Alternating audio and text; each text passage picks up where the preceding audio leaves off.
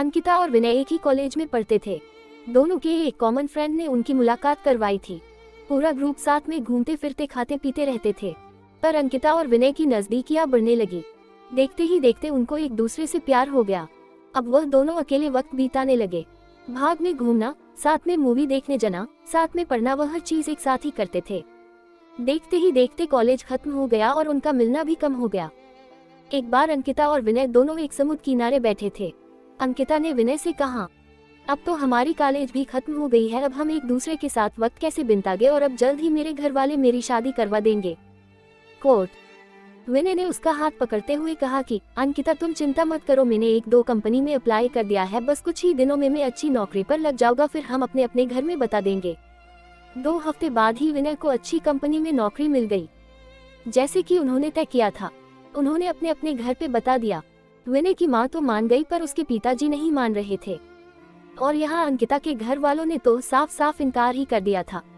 वो दोनों बहुत परेशान होने लगे कि अब क्या होगा। Question mark. कैसे वह अपने घर वालों को मनाएंगे। Question mark.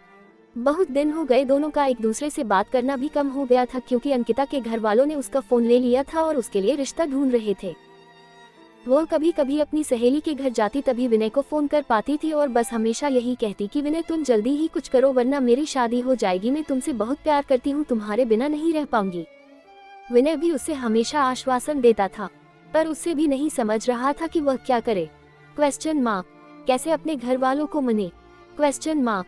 यही सोचते सोचते वक्त बीतते जा रहा था। दोनों बहुत परेशान रहने लगे। विनय घर पे न कुछ खाता था, न ही बात करता था, बस पूरा दिन शांत शांत रहता था। यह देखकर उसकी माँ से रहा नहीं गया और उसने अपने पति को समझाया कि मुझे मेरे बेटी की खुशी से बढ़कर कुछ नहीं है, और अब अगर उसकी शादी होगी तो अंकिता से ही होगी। आप कल ही उसके घर जाके उसके माँ बाप से बात करो। अगले ही दिन विनय के पापा अंकिता के घर गए और अंकिता के माँ बाप से बात की और उन्हें समझाया कि हमारे बच्चों की खुशी में ही हमारी खुशी होगी।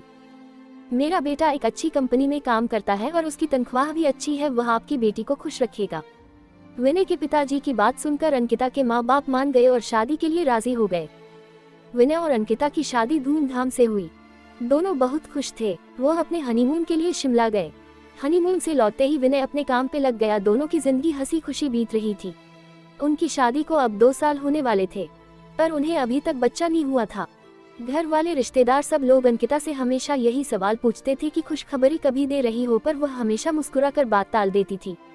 विनय और अंकिता भी बच्चा चाहते थे, पर उन्हें हो नहीं रहा था। बहुत डॉक्टरों को दिखाया, सब टेस्ट भी करवाए, लेकिन कुछ फायदा नहीं हुआ। अंकिता की सास उससे बाबा के पास भी ले गई, पर वहां से भी सिर्फ निराशा ही हाथ आई।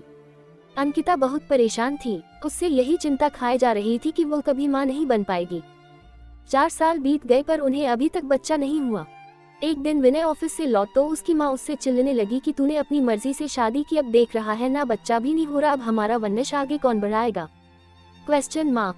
Question mark. लोगों के ताने सुन सुनकर मेरे कान पक गए हैं। आखिर हमें भी इच्छा होती है कि अपने पोते पोतियों को देखे। यह सब अंकिता सुन रही थी।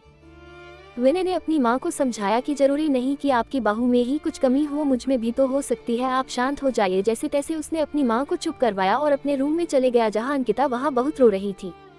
विनय उसके पास गया और उससे गेल लगा कर कहने लगा, तुम चिंता मत करो, सब ठीक होगा, मैं हूं ना तुम्हारे साथ में, तुम्हारा साथ कभी नहीं छोड़ूंगा। और माँ की बात का बुरा मत मानो, वो ऐसे ही कहते हैं, गुस्से में जाने दो, खाना लगा दो, हम साथ में खाते हैं।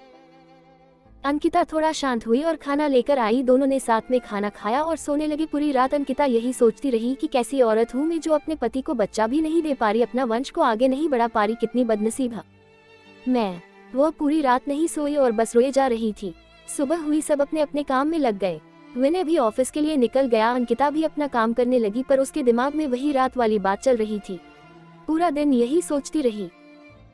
रात को जब विनय घर आया तो अंकिता ने उससे खाना दिया और वह दोनों अपने कमरे में सोने की तैयारी कर रहे थे कि तब अचानक अंकिता ने विनय से कहा कि क्यों ना हम एक बच्चा गोद ले अब हमें तो बच्चा नहीं हो रहा, क्यों ना हम किसी बच्चे को गोद ले और उससे माँ बाप का सुख दे और हमें भी बच्चे का सुख मिल जाएगा। विनय ये बात सुनकर बहुत खुश हुआ। वो दोनों दूसरे ही दिन एक दत्तक ग्रहण संस्था गए और वहाँ पूरी बात बताई। दत्तक ग्रहण संस्था वालों ने कहा कि आप एक फॉर्म भर दीजिए, जैसे जैसे ही सब जांच पड़ताल हो जाएगी आपको फोन आ जाएगा। उन्होंने फॉर्म भरा और एक आशा के साथ घर लौटे कि शायद अब उनकी परेशानी दूर हो जाएगी। 6 महीने हो गए, उनको कॉल नहीं आया। विनय जब भी वहां जाता वह लोग उससे एक ही जवाब देते कि कॉल आ जाएगा, पर इंतजार की गाड़ियां बढ़ती जा रही थी। अब अंकिता हिम्मत हार चुकी थी, वो पूरी तरह से टूट चुकी थी। विनय भी आखिर कितना उसको समझा पाता, दोनों थक चुके थे, उन्हें अभी कोई उम्मीद ही नहीं रही थी कि वह कभी माँ बाप बन पाएंगे। पर विनय ने अंकिता का साथ और कोशिश करना नहीं छोड़ा, वह हर 2 दिन में संस्था जाता था।